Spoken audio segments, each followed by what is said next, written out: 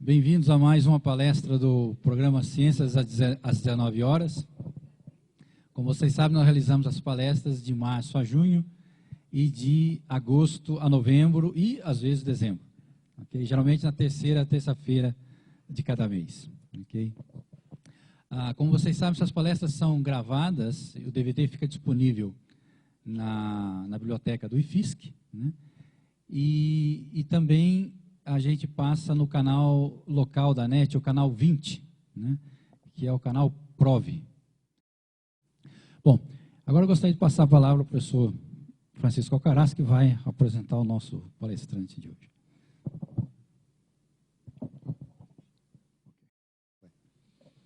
É um prazer a gente receber hoje o professor Silvio Salinas. É uma pessoa com características bastante interessantes, e eu acho que muitos de vocês foram atraídos, inclusive, por essas características. O Silvio Salinas, professor Silvio Salinas, ele é de Araraquara, nasceu aqui, nossa vizinha, certo? Araraquara, fez até o colégio lá, e aí ele, como bom aluno do interior, foi fazer sua graduação no ITA. E como ele era uma pessoa bastante envolvente, logo ele se envolveu, inclusive, no movimento estudantil. Então, de 61 a 64, ele estava no ITA, e em 64 ele foi convidado a ser expulso do ITA. Então, ele foi expulso do ITA em 64, certo? No ápice quando começou o regime militar, e ele foi para a Escola Politécnica, onde ele completou lá, daí 3 anos, o curso de Engenharia Elétrica. Só para dizer, agora, mais recentemente, ele ganhou o título, o pessoal reconheceu, né? Como nós estamos em época de anistia, de que realmente haviam feito alguma injustiça e deram a ele o doutor honoris causa lá do ITA, né, reconhecendo a ele e alguns colegas que haviam sido expulsos. Ele foi né, enquanto ele fazia engenharia, ele começou a fazer também física. Eu não sei se ele chegou a concluir a física. Concluiu também. E aí ele fez mestrado em São Paulo e imediatamente ele foi fazer o seu doutorado, onde ele terminou em 73, em Pittsburgh, com John Nagel, tá certo? Trabalhando já em problemas de mecânica e estatística. Quando ele retorna para o Brasil, era uma época que ainda não havia, exceto os trabalhos antigos de Schoenberg, etc., a área de mecânica e estatística ainda era uma área bastante incipiente, etc. Ele foi uma das pessoas chaves no sentido de abrir uma nova geração, de começar a pensar. Era uma época, inclusive, áurea da mecânica estatística, onde se começava a entender transições de fase, etc., e ele estava exatamente com essa motivação. Nessa época, inclusive, eu tive uma influência extremamente grande, ele foi meu professor, etc., nessa época. E eu devo dizer, do ponto de vista científico, ele tem toda uma carreira, tá certo? Mais de 100 trabalhos, é um membro titular da Academia Brasileira de Ciências, mas ele tem algumas características que eu acho mais interessantes ainda. Ele, durante toda a sua carreira, ele foi muito preocupado com o aspecto didático, de passar. Então, a influência que ele teve sempre nos seus cursos, etc., foi muito marcante em todos os lugares que nos cursos que ele ministrou, etc. Ele sempre fazia isso com muito carinho. Tanto que ele chegou ao ponto e fez um livro, porque ele achou que deveria ter um livro em português, né, segundo a ótica dele, o livro de mecânica e estatística, que eu acho que uma boa parte de vocês conhecem, que lhe rendeu, inclusive, o prêmio Jabuti. Então, hoje, nós vamos ter a grande satisfação de ter o Silvio aqui falando, certo? O título, que é a Entropia e a Seta do Tempo. Obrigado, Silvio. Bom, inicialmente, eu agradeço muito o convite para dar essa palestra aqui. O trabalho do Agostinho, que me pegou para vir aqui, né, explicando para que público eu devia falar, etc. Não sei se eu vou fazer as coisas de forma adequada, com as instruções que ele me deu, vou fazer essa tentativa, né? E, sem dúvida, as palavras do Chico, que, né, demonstram aí uma longa amizade, né? Bom, vamos tentar, então, falar algumas coisas, tá? E eu escolhi falar, então, hoje essencialmente sobre a entropia. A seta do tempo entra um pouco de contrabando nessa conversa. Há pouco tempo eu vi um filminho na internet de um professor de Oxford, que é um autor famoso de livros didáticos conhecidos dos químicos, né? O professor Peter Atkinson. Então, ele diz o seguinte, ele diz que as leis da termodinâmica são as leis que comandam o mundo, que o mundo é dirigido pelas leis da termodinâmica, que as leis da termodinâmica deviam ser de conhecimento geral, porque, afinal de contas, elas se referem a conceitos que são conceitos muito conhecidos. Todo mundo conhece o conceito de temperatura. Tudo bem, esse é um conceito conhecido. As pessoas têm uma experiência no seu dia a dia da conservação da energia, do fato de que é necessário esforço, trabalho, etc., para produzir alguma coisa. Então, as pessoas têm esse conceito. As leis da termodinâmica se referem à temperatura, à energia, certo? E, finalmente, se referem a um conceito que é um conceito um pouco diferente, que é o conceito da entropia. Mas o conceito da entropia é um conceito ligado também, intimamente, a fenômenos que nós temos ao redor de nós. Quer dizer, nós todos sabemos que a gente tiver uma xícara de café quente, colocada num determinado ambiente, etc., certo? Essa xícara de café, o calor vai se esvair da xícara, etc., e a xícara acaba se termalizando com o meio ambiente. Da mesma forma, se nós jogarmos um vidro, um pires da xícara, etc., no chão, ele pode se quebrar, se espatifar, etc. E, sem um enorme esforço, nós não vamos reunir os cacos e refazer o pires inicial da xícara de café. Da mesma forma, embora os átomos, as moléculas, etc., do gás circundante à xícara de café tenham energia e pudessem se reunir para voltar a dar o calor para a xícara, para voltar à temperatura inicial da xícara, isso não vai ocorrer espontaneamente, de maneira nenhuma. Bom, essa é uma manifestação da entropia. Então, a entropia, ela define os processos naturais que podem ocorrer, a direção dos processos naturais, e ela diz que há uma série de processos naturais que, embora obedeçam certamente a ideia da conservação de energia, eles não vão ocorrer. Há elementos que impedem a sua incorrência. Nesse sentido é que a entropia define uma seta do tempo. Ela define uma direção no tempo em que os processos vão ocorrer. Bom, isso que eu estou falando são metáforas, né? São metáforas, né? Muito bem, são metáforas, né? Mesmo essa metáfora da seta do tempo, ela é normalmente atribuída a um famoso astrônomo, astrofísico britânico, Arthur Eddington, que ainda nos anos 20, certo? Ele olha para o universo e diz que o universo vai caminhar numa direção de maior entropia, de maior desordem, que isso define uma seta do tempo do caminho do universo. Bom, muito bem, então essas são imagens que as pessoas têm a respeito dos processos naturais. Bom, o que cabe à física? Bom, a física cabe mais do que isso, não é? A física cabe tentar definir essas grandezas, não é? Tentar definir a entropia, tentar entender, etc., e tentar olhar uma série de processos e exemplos, etc., mais simples, mais controlados, e verificar como é que isso funciona. Então, é isso que eu vou tentar fazer aqui. Por outro lado, é interessante, se nós olharmos a história da física, os problemas, eles às vezes se colocam em determinadas épocas, mas eles se colocam de novo, certo? Em determinados momentos em que o desenvolvimento tecnológico, o desenvolvimento científico está preparado para os problemas. Então, isso também ocorre com o conceito da entropia. O conceito da entropia é um conceito do século XIX e que é colocado num determinado momento em que o avanço tecnológico e o avanço científico estava preparado para esse tipo de conceito. Então, vamos ver se eu consigo mostrar isso para vocês.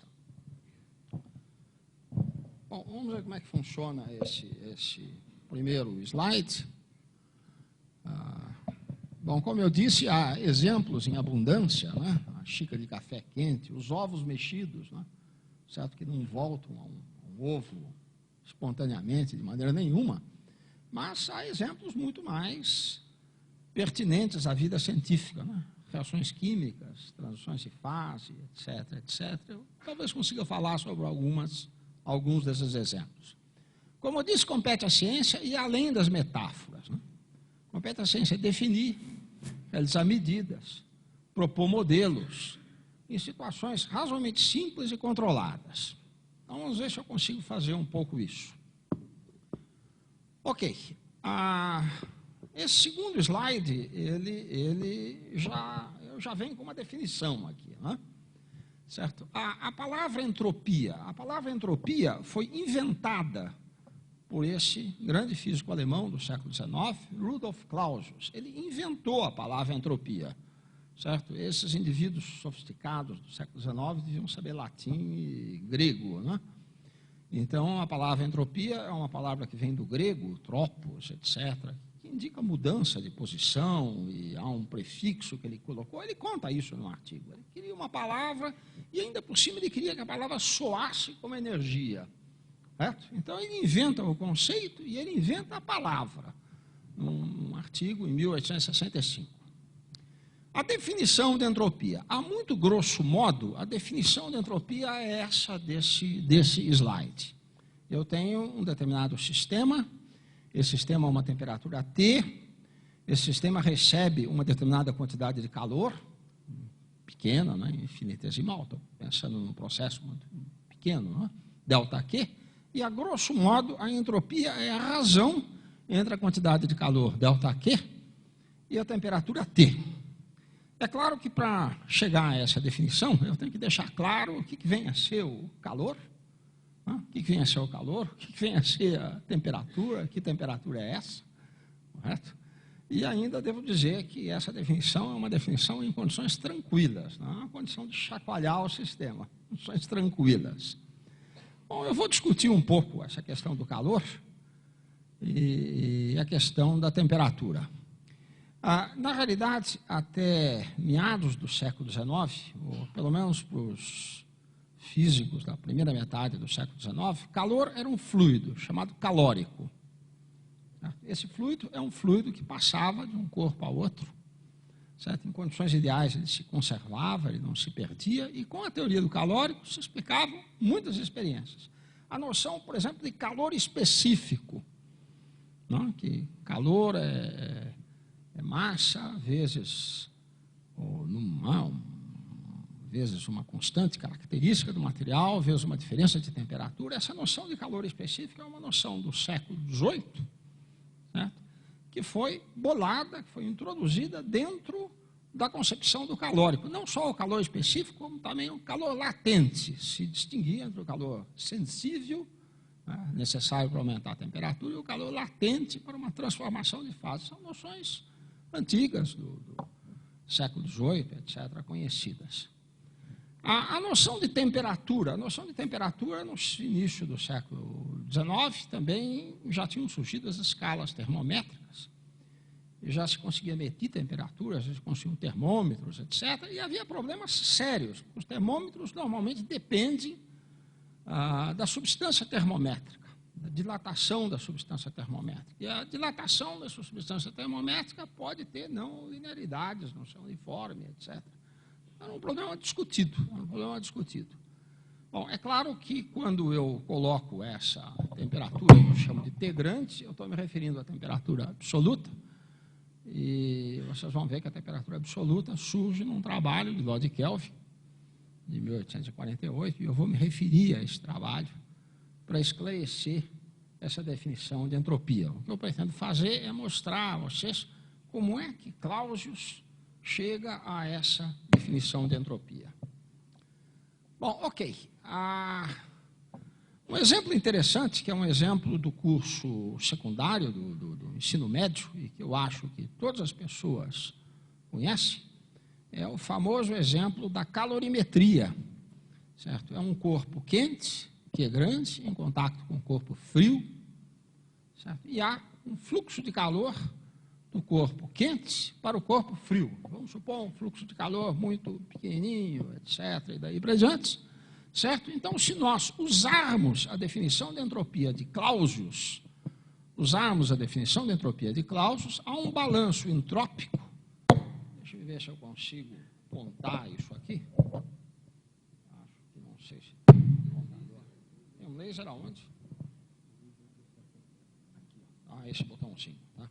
Então, usando a definição de Clausius, vamos ver se eu... Olha aqui, a definição de Clausius, o corpo quente está perdendo entropia, Então, a variação de entropia do corpo quente é menos ΔQ sobre a temperatura do corpo quente, está perdendo entropia. O corpo frio está ganhando entropia, mais ΔQ sobre TF, certo? ΔQ sai do corpo quente, entra no corpo frio. A entropia total, é perfeitamente possível perceber que a entropia total é positiva. Há um aumento de entropia, porque TQ é maior que TF. A entropia, nesse caso, aumenta, e é essa a sensação que nós temos quando colocamos um corpo quente, certo, ao lado de um corpo frio. Corpo quente ao corpo frio, a experiência que nós temos é que o calor ele vai do quente para o frio e não ao contrário. É claro que ele pode ir ao contrário, mas ele não vai ao contrário espontaneamente. Para ele ir ao contrário, nós gastamos energia, temos que ter um aparelho de ar-condicionado para resfriar o ambiente, e daí para diante. Em condições sem gasto de energia, é exatamente isso que acontece. Há um aumento de entropia. Bom, é claro que esse é um caso, eu estou considerando que o calor se conserva, não se perde. Eu posso pensar perfeitamente em calórico que sai do corpo quente para o corpo frio. Então, um exemplo como esse é um exemplo bastante elementar, certo? E que provavelmente é conhecido das pessoas. Bom, vamos agora ver um pouco da história do conceito de entropia. E para voltar à história do conceito de entropia, nós temos que ir para a Inglaterra, na primeira metade do século XIX. Na Inglaterra, na primeira metade do século XIX, houve uma revolução industrial, chamada Primeira Revolução Industrial, que teve um impacto na vida das pessoas que... Talvez a gente não sinta isso hoje, mas comparável, sem dúvida, à revolução da informática que ocorre hoje. Tá? Certo? O motor da Revolução Industrial é a chamada máquina térmica. Certo? A máquina térmica é a máquina essencial da primeira Revolução Industrial. Há várias máquinas que são propostas, etc. Há uma sucessão de empreendedores, etc. Certo? Eu coloquei o nome aqui das principais máquinas. Esse fulano tem máquinas imensas, Newcomen, e finalmente aparece um fulano chamado James Watt, que aperfeiçoa as máquinas térmicas. Certo? E as máquinas térmicas com James Watt estão praticamente ao nível, certo, de máquinas térmicas bem mais recentes. Eu coloquei aqui uma citação em francês, que é só uma pequena brincadeira, mas tem um livrinho que foi publicado em 1824 por um indivíduo chamado Sadi Carnot. E nesse livrinho de 1824, o que Sadi Carnot pretende fazer é uma teoria de funcionamento das máquinas térmicas. E o livro dele é muito interessante, porque ele começa reconhecendo a enorme importância das máquinas térmicas.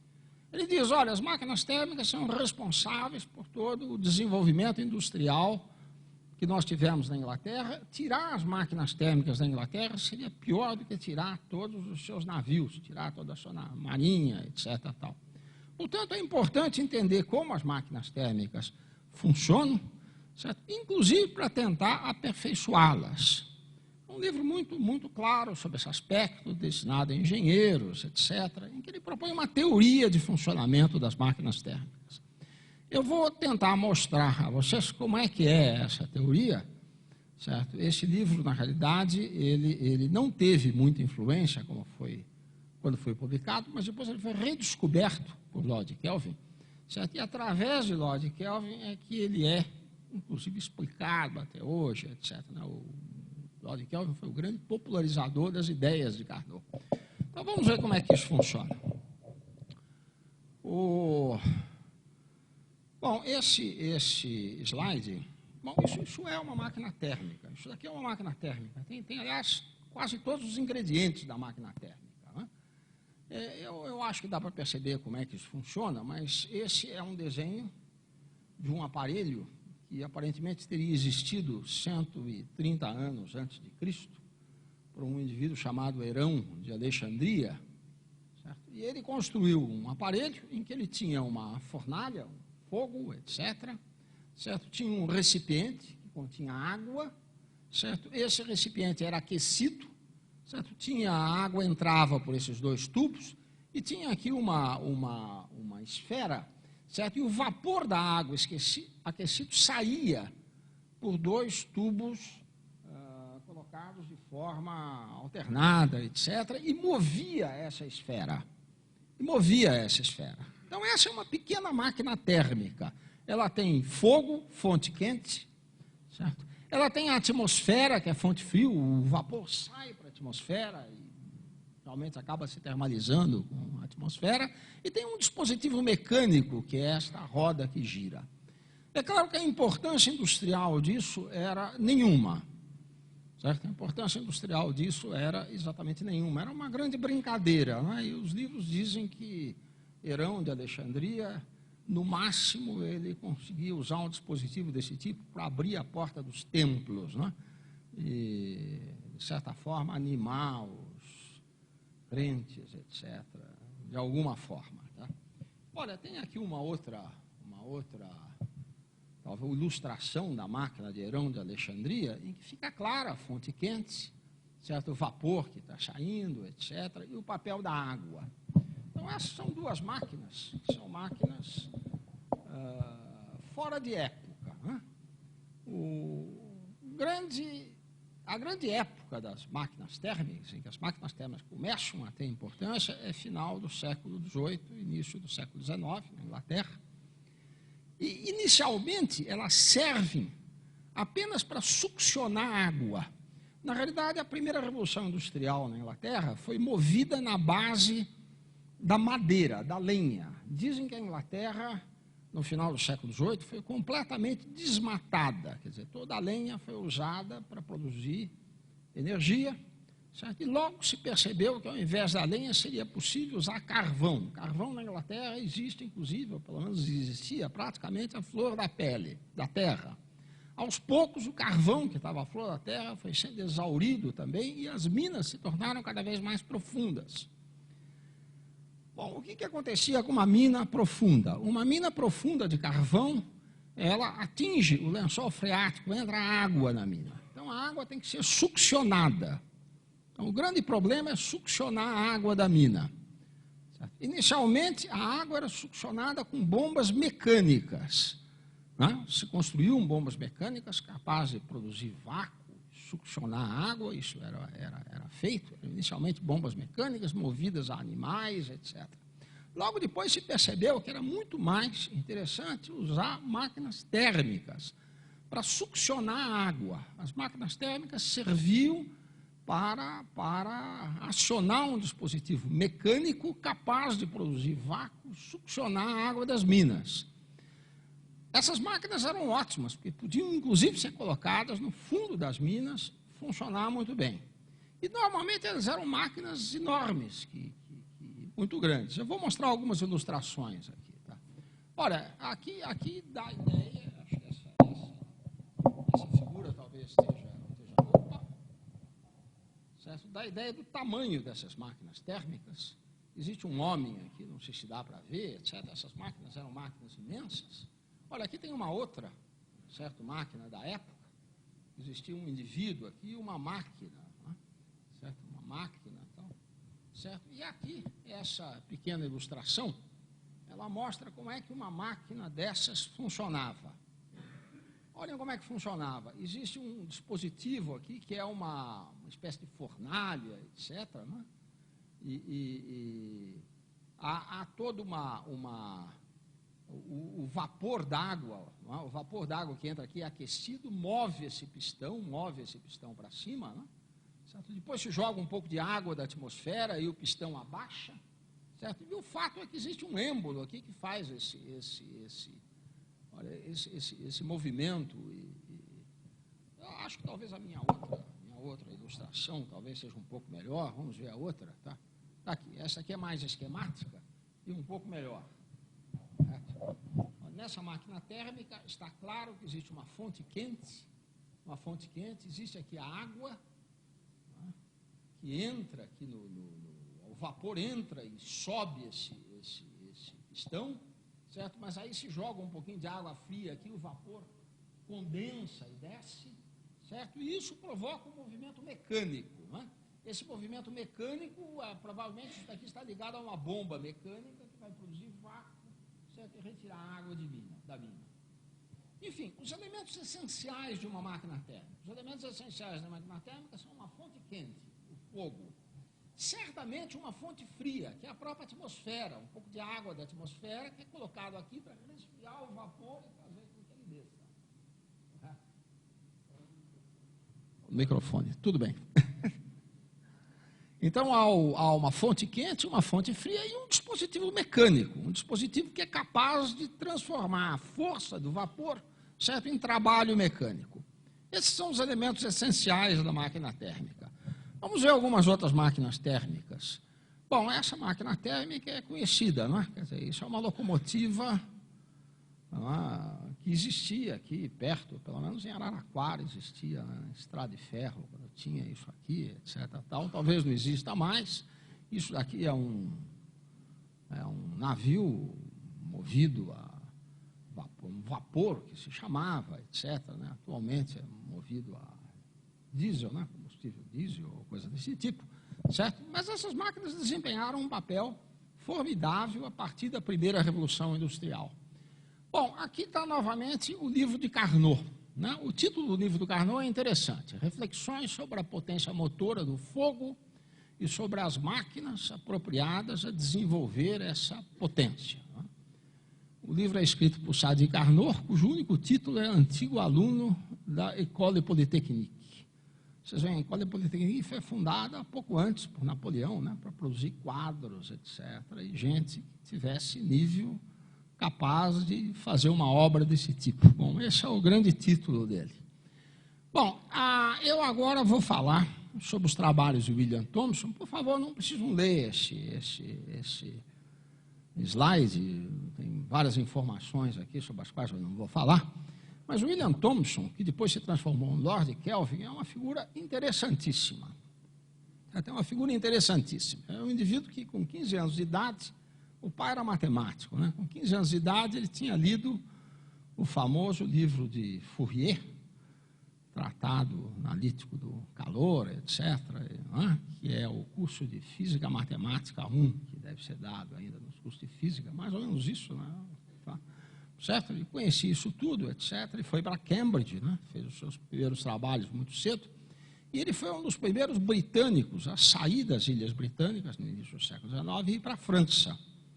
Ele foi para a França, e ele foi para a França trabalhar no laboratório de um determinado fulano, Regnault, que estava exatamente preocupado em medir as propriedades do vapor, temperatura, força, etc., do vapor. Trabalhando no laboratório de Regnault, ele entrou em contato, ele soube da existência do livro de Carnot. Aliás, ele soube da existência do livro de Carnot através de um dos associados de Regnault, chamado Clapeyron, que escreveu um artigo, certo, utilizando as ideias de Carnot. Então, foi com esse contato com a física francesa que ele volta para a Grã-Bretanha, que ele volta para a Inglaterra. Ele tem toda uma carreira importante, etc., não só como físico, mas depois como um dos primeiros engenheiros elétricos, etc., uma carreira muito interessante, mas ele volta para a Inglaterra, e o que ele faz na Inglaterra é publicar, logo que volta, 2 artigos, que são esses 2 artigos aos quais eu me refiro aqui, certo? E esses artigos foram amplamente lidos, inclusive lidos por Clausius, que, de certa forma, resolveu o problema da máquina térmica. É lastimável que o próprio Lord Kelvin não tenha resolvido. Ele chegou muito próximo. Certo? E eu vou tentar explicar esses artigos. Tá? Bom, é interessante que esses artigos foram traduzidos para o português, publicados na Revista Brasileira de Ensino de Física. Então, eles estão devidamente publicados, etc. É possível ler, inclusive, em português. Tá? Eu usei aqui uma tradução minha. Bom, aqui estão alguns trechos que agora eu gostaria que as pessoas lessem, porque esse primeiro artigo de William Thomson, futuro Lord Kelvin, é realmente um artigo magnífico, em que ele começa dizendo: no estado atual da ciência não se conhece nenhuma operação em que o calor pode ser absorvido sem elevar a temperatura da matéria ou sem se tornar latente. Isso é verdade, não é? Quer dizer, não há nenhuma possibilidade em que o calor seja absorvido sem elevar a temperatura, porque senão nós teríamos um calor específico negativo, né? Isso só no domínio dos black holes, né? Com algumas ressalvas. Tá? Bom, e a conversão de calor ou calórico em efeito mecânico é provavelmente impossível, ou seja, ele fez o seu primeiro trabalho acreditando na teoria do calórico, achando que não havia possibilidade de transformar calor em trabalho mecânico, embora ele conhecesse os trabalhos de Mr. Joule of Manchester, né? Que é um indivíduo que estava já fazendo as suas famosas experiências de conversão de calor em trabalho. Certo? Joule fez experiências durante 30 anos, era um fulano muito conhecido de Lord Kelvin, mas a influência da teoria de Carnot era tão grande que ele tinha grandes dúvidas sobre as experiências de Joule, que estava concomitantemente demonstrando que, afinal de contas, calor é uma forma de energia, e se possível transformar calor em trabalho. Mas, enfim, a ideia inicial era essa, não era possível. Bom, aí ele diz o seguinte: em máquinas reais, para obter efeito mecânico, devemos procurar a fonte de potência em uma transmissão de calor. Carnot demonstra que é pela descida do calor de um corpo quente para um corpo frio, através de uma máquina, que o efeito mecânico pode ser obtido. Reciprocamente, ele prova que a mesma quantidade de calor pode, pelo consumo de uma quantidade igual de força de trabalho, ser elevada do corpo frio para o corpo quente, com a máquina, nesse caso, trabalhando ao contrário. Da mesma maneira como um efeito mecânico pode ser obtido, etc. A ideia é o seguinte: a ideia é que os elementos essenciais de uma máquina térmica são uma fonte quente que é a fornalha, uma fonte fria, que é a própria atmosfera, e que o trabalho mecânico se realiza porque existe uma passagem de calórico do quente para o frio. Essa passagem do calórico. Né? E é muito interessante, porque Carnot ainda diz que o trabalho realizado é proporcional à diferença de temperatura entre a fonte quente e a fonte fria. Pode-se praticamente escrever uma equação dizendo que o trabalho realizado é o calórico que passou vezes a diferença de temperatura. Essa equação é inspirada por uma queda d'água, porque na queda d'água acontece exatamente isso. A energia potencial é dada pela massa, vezes a aceleração da gravidade, a massa de água que caiu, a aceleração da gravidade, vezes a diferença de altura. Certo? Então, Carnot fala exatamente o que acontece numa roda d'água. Então, acontece exatamente isso. E ele diz mais, ele diz que se não houver perdas, você pode funcionar a máquina ao contrário, e funcionando a máquina ao contrário, você pega aquele trabalho, certo? Faz ele subir na forma de calor e você volta às condições iniciais. E ele diz, olha, essa máquina em que não há perdas é a melhor máquina possível, porque nós não podemos admitir o moto perpétuo. Imagine-se com aquela quantidade de trabalho, a gente consegue voltar a uma quantidade maior de calor. Isso é impossível. Não há moto perpétuo. Então, não havendo moto perpétuo, essa deve ser a melhor máquina possível. Então, realmente é uma teoria muito forte, não é? A quantidade de efeito mecânico obtida pela transmissão de uma determinada quantidade de calor, através de qualquer tipo de máquina, com uma economia perfeita, não depende da natureza específica da substância empregada, mas apenas do intervalo entre as temperaturas dos dois corpos, entre os quais o calor é transferido. É claro que quando Lord Kelvin, futuro Lord Kelvin, percebeu que a teoria era essa, ele percebeu imediatamente que essa teoria levava à construção de uma escala de temperatura. Se é possível medir a quantidade de calor e medir o trabalho, etc., você tem uma medida de diferenças de temperatura. E ainda por cima, essa seria uma escala absoluta de temperaturas. Porque isso não depende da substância, se é água, se é um líquido qualquer, como é que o trabalho é feito, etc. absolutamente geral, absolutamente geral. Então, logo depois, ele escreve um outro trabalho sobre a possibilidade de uma escala absoluta de temperatura. Esse trabalho foi percebido por várias pessoas, mas ficou durante algum tempo como praticamente uma curiosidade, até que no século XX se percebeu que era muito mais séria essa questão da escala absoluta de temperaturas. Bom, muito bem, então isso tudo está dito nesse primeiro trabalho de Carnot, e primeiro trabalho de Joule, e eu agora vou matematizar essa questão, certo? No seguinte sentido, olha, esse esqueminha meu aqui, muito esquemático, é um esqueminha de uma máquina térmica. Eu tenho uma fonte quente, temperatura que eu estou chamando de TQ, uma fonte fria, certo? Temperatura TF, uma certa quantidade de calor que sai da fonte quente, e essa quantidade de calor entra na fonte fria, e há uma realização de trabalho que eu chamo de W. Carnot, inclusive, ele bolou um sistema que era capaz de realizar trabalho, e ele dizia que esse sistema era qualquer sistema, porque o sistema realizaria um ciclo, começaria numa situação, voltaria para a mesma situação, portanto, o sistema, seja lá qual for, não absorve nem calor, nem trabalho, ele é simplesmente um mecanismo que ajuda a construção da máquina.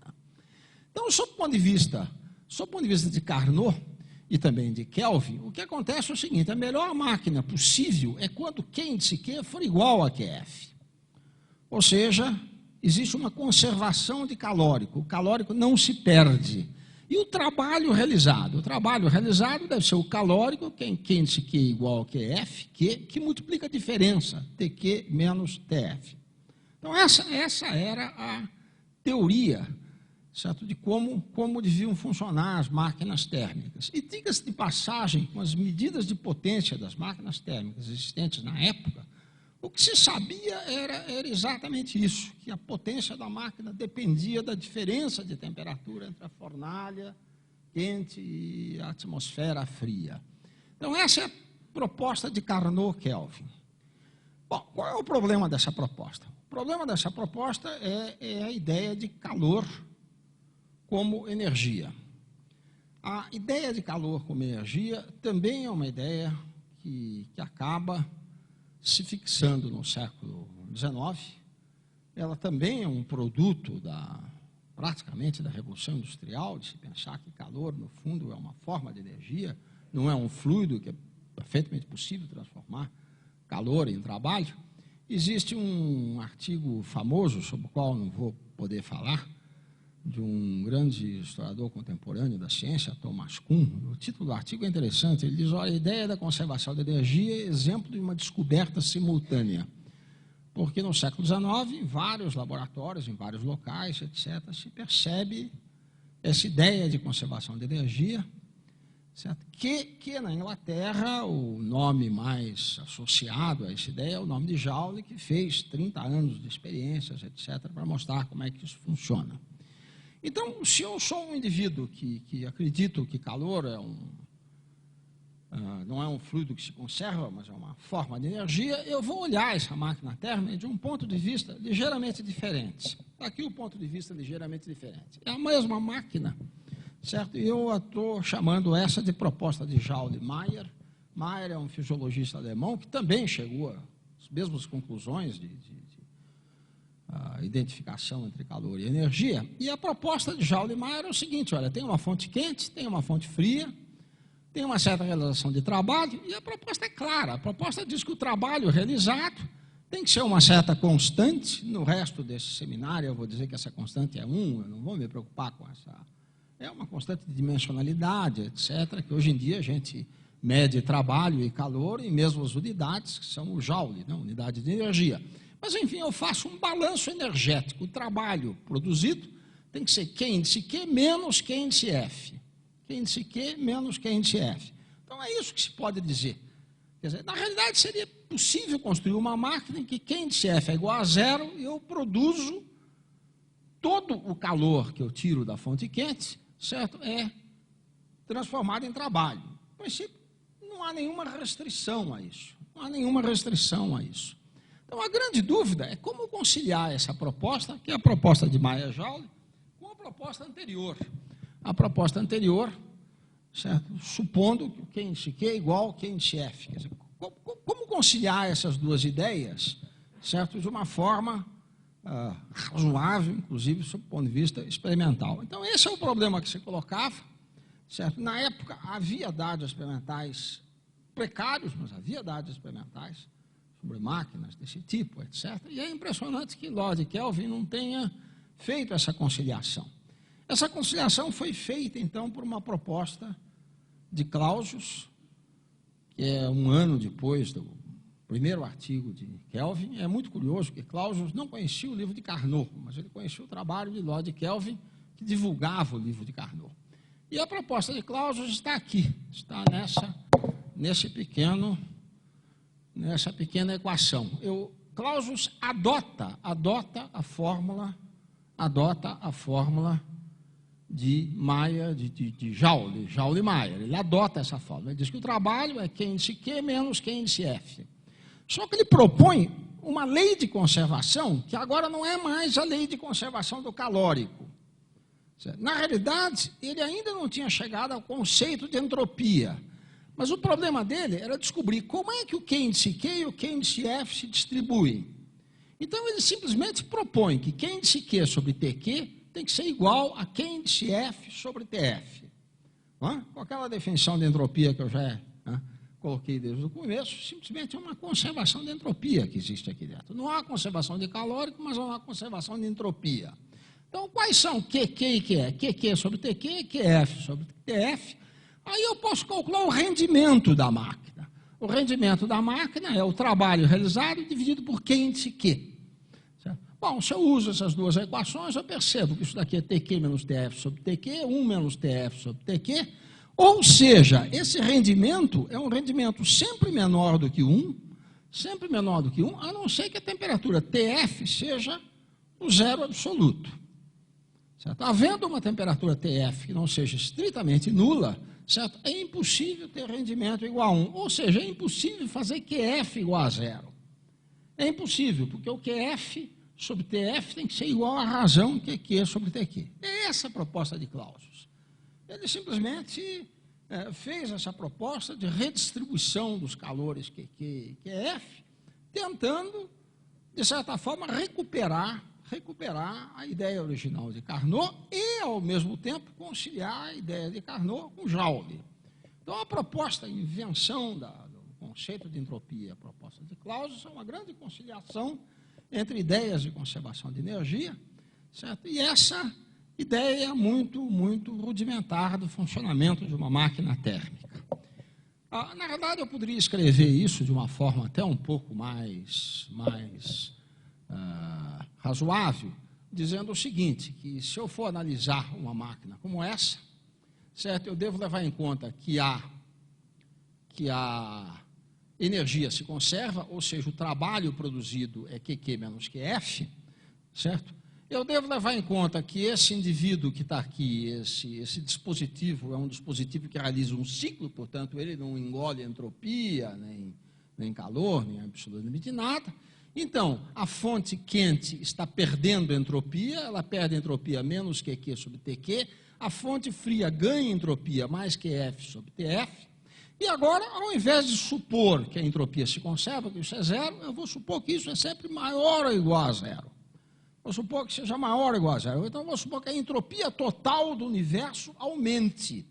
Aumente, porque a entropia da fonte quente diminui, a entropia da fonte fria aumenta, o balanço total aumenta. Bom, se eu supuser que o balanço total aumenta, é fácil jogar na fórmula anterior o rendimento, etc., e perceber que o rendimento de uma máquina desse tipo é sempre menor do que o rendimento da máquina ideal. Naquele meu slide anterior, eu mostrei o rendimento da máquina ideal. O rendimento da máquina ideal está aqui, mas o rendimento da máquina real é sempre menor do que o rendimento da máquina ideal. Bom, esse é um teorema, dentro dessa minha visão de entropia. Isso normalmente é conhecido como teorema de Carnot, que a máquina de Carnot tem o melhor rendimento possível. Certo? Hoje em dia se prova em termodinâmica, certo, um teorema dizendo que a maior quantidade de trabalho é feita em condições reversíveis, em que a entropia total é nula, etc. Bom, muito bem. Então, eu acho que eu dei uma visão muito rudimentar, etc., mas pelo menos eu dei uma visão qualitativa, etc., de como é que surge o conceito de entropia, como é que se define, qual é a motivação de Clausius para definir a entropia dessa forma. Bom, eu tenho aqui alguns outros slides, alguns deles são mais técnicos, eu deixaria para uma próxima vez, mas um ou outro eu ainda quero mostrar. Bom, esse daqui é uma citação poética, né, feita por Clausius, né, que, para quem sabe alemão, dito em alemão, deve ser ótimo, né, mas ele resume a entropia, certo, em duas leis. Né, certo? Então, aqui as duas leis, certo? Isso é muito citado. Tá? A primeira lei diz que a energia do mundo é constante. O mundo é um sistema fechado para ele, né? Uma paródia. Tá?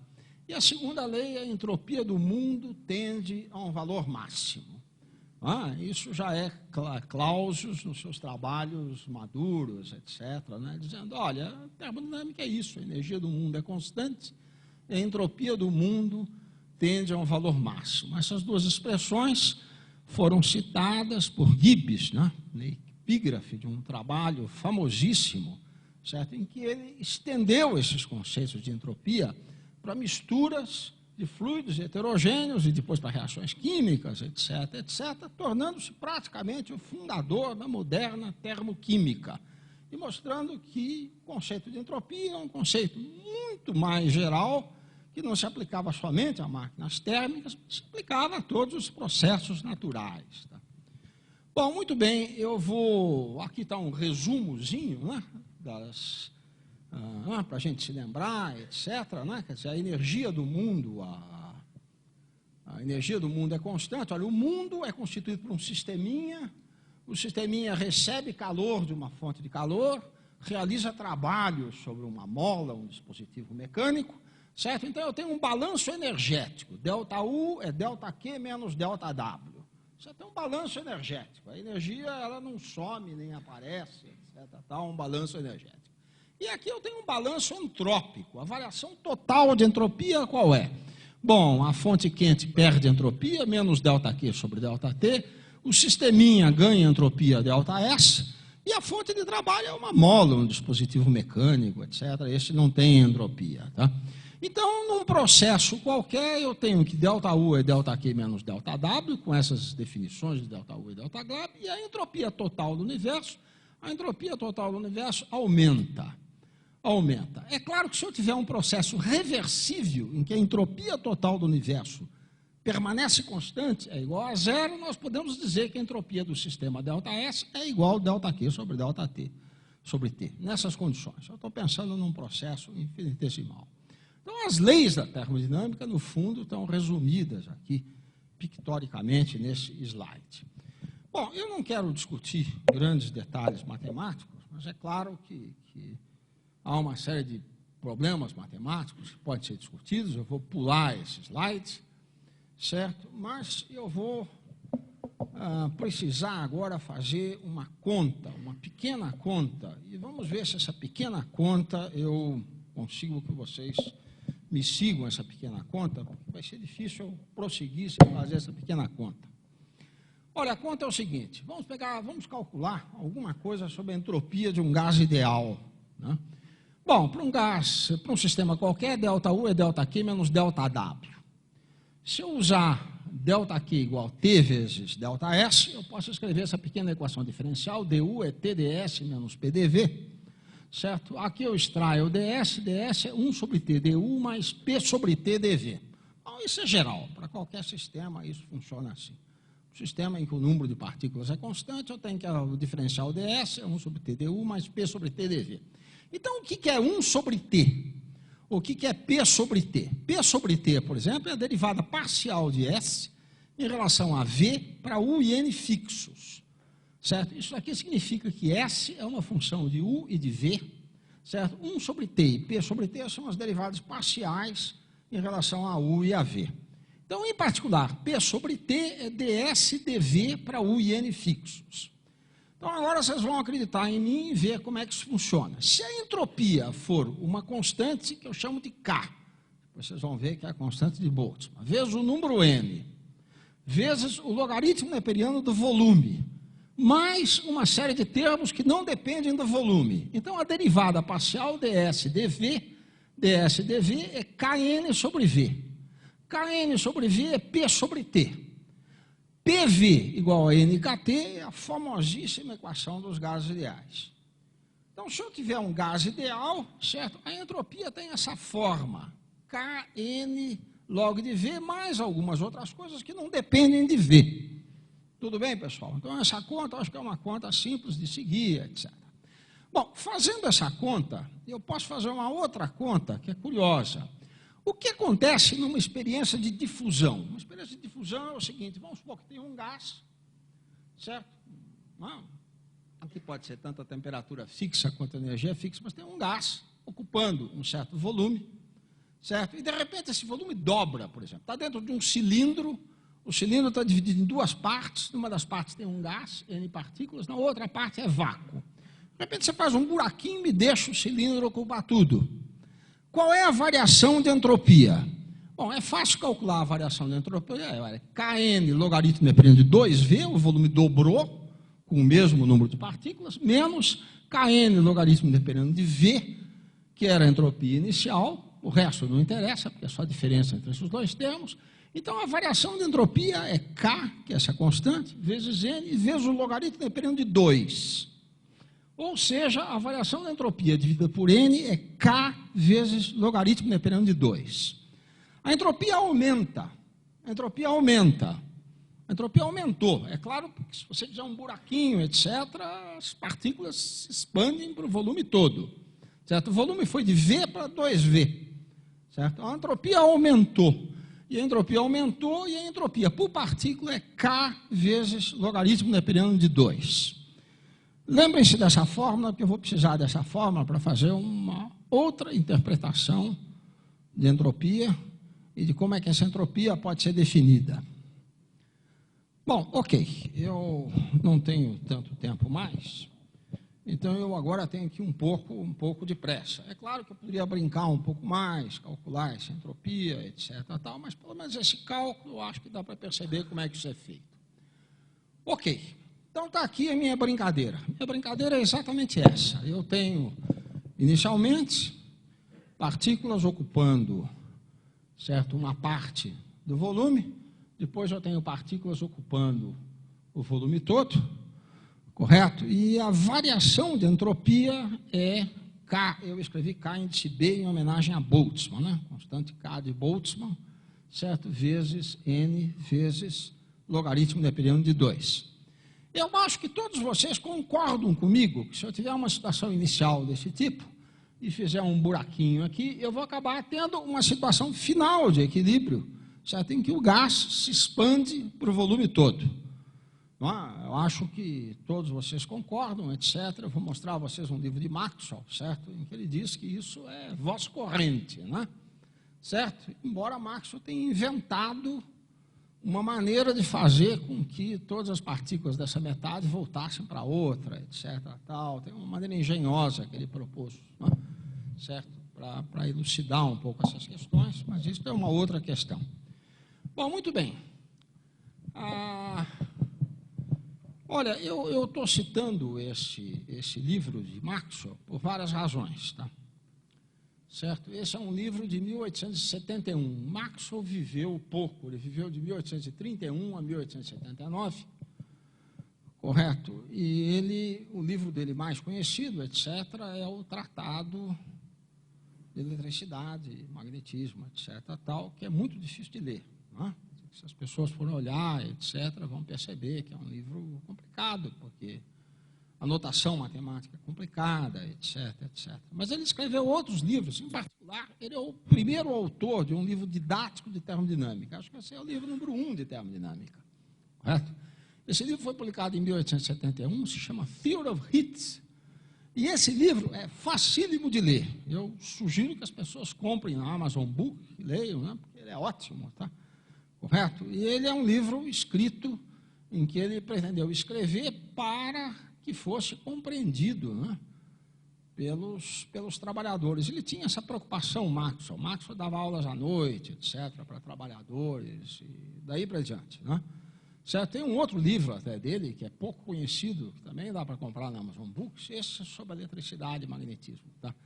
Em que ele tenta escrever um livro de eletricidade sem fórmulas matemáticas, certo? E ele disse que ele gostaria que o livro fosse lido por alguém como Faraday, né?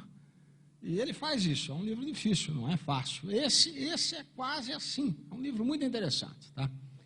Esse livro tem uma história divertidíssima. Esse livro foi publicado em 1871, certo? E ele deve ter sido lido por Gibbs, certo? Que é um indivíduo que passou a vida toda em Yale, né? Estado de Connecticut, saiu uma vez para passar pela Europa e voltou, etc. E Gibbs leu esse livro e Gibbs percebeu que Maxwell tinha cometido vários erros nesse livro, vários errinhos nesse livro. Em 1871, nesse livro, Maxwell não tinha entendido a definição de entropia de Clausius. Então, senhores, também isso tudo não é tão simples, né? Ele não tinha entendido, correto? E ele dizia, ele citava Clausius, ele falava sobre a definição de entropia, e ele dizia que a entropia do universo vai a zero, não aumenta. Ele fez uma grande confusão entre entropia e energia livre. Na realidade, sob o ponto de vista de quem constrói máquinas, etc., e quer trabalho, a energia livre é um conceito um pouco mais importante, porque energia livre é a parte da energia que pode ser transformada em trabalho, certo? Então, talvez seja até um conceito mais importante. Bom, o fato é que realmente Gibbs percebeu isso. Gibbs escreve uma longa carta a Maxwell, certo? Maxwell deve ter ficado muito surpreso com a carta, mas tratou de modificar o seu livro. Então, há uma segunda edição do livro, que eu acho que é essa edição de 1875, em que ele define a entropia como deve ser, né? De acordo com a definição de Clausius. Ele modifica uma série de pontos do seu livro, certo? E coloca, inclusive, toda o livro em 1875, ele coloca todo um capítulo adicional sobre a representação geométrica da entropia introduzida pelo professor Gibbs de Yale, que é a forma, a meu ver, moderna, interessante em todas as áreas da ciência, etc., de se ensinar termodinâmica, né? O grande pioneiro é o didático, é o livro do Herbert Kallen, etc., tal, mas isso, infelizmente, Maxwell morreu logo, mas ele reconhece isso perfeitamente. Bom, o livro que eu tenho aqui, que no próximo slide, é um livro da Dover, da edição de 1902. Maxwell já tinha morrido, mas essencialmente é a última edição de Maxwell, com correções de Lord Rayleigh, etc. E isso pode ser comprado na Amazon Books, tá? É interessante aquela nota ali, dizendo que o livro realmente é para um público um pouco mais geral, etc. Bom, eu coloquei esse livro, Theory of Heat, porque nesse livro, Theory of Heat, é que se dá uma grande virada, certo? Maxwell percebe claramente que bom, a questão da energia livre eu não terei tempo de discutir, é uma questão importante, etc. Certo? É bom as pessoas lembrarem, certo, que a entropia aumenta para um sistema fechado. No entanto, se eu estiver olhando para um sistema em contato com o reservatório térmico, uma temperatura bem definida, de fato, certo, a grandeza que vai variar é a chamada energia livre de Helmholtz. E a energia livre de Helmholtz vai para um mínimo. Se eu estiver olhando para um sistema, certo, com uma temperatura e uma pressão bem definidas, quem vai variar e vai para um mínimo é a energia livre de Gibbs. Isso tudo é perfeitamente possível mostrar, etc. E realmente essas outras energias livres acabam tendo uma utilidade muito grande em termodinâmica, certo? Por isso que, por exemplo, em reações químicas a gente tabela, certo, a energia livre de Gibbs, certo? Para reações à temperatura e à pressão bem definidas. Então, aqui está uma relação de reações químicas, eu espero que eu não tenha errado, né? Porque são reações conhecidíssimas, etc., certo? E ao lado está a energia de Gibbs, que pode ser positiva ou negativa. Se ela for positiva, a reação não se realiza espontaneamente. Se ela for negativa, tudo bem, certo? A energia livre de Gibbs decresce, a reação, se realiza? Bom, vocês veem que são reações importantíssimas, né? Fotossíntese, hidrólise da sucrose, conversão de ATP em ADP, etc, etc, etc. Certo? Portanto, é a termodinâmica comandando a direção dos processos físicos. Né? Eu aqui, isso daqui eu não vou mostrar também, mas são diagramas de fase absolutamente incríveis, né? Em que há o que se chama de uma reentrância.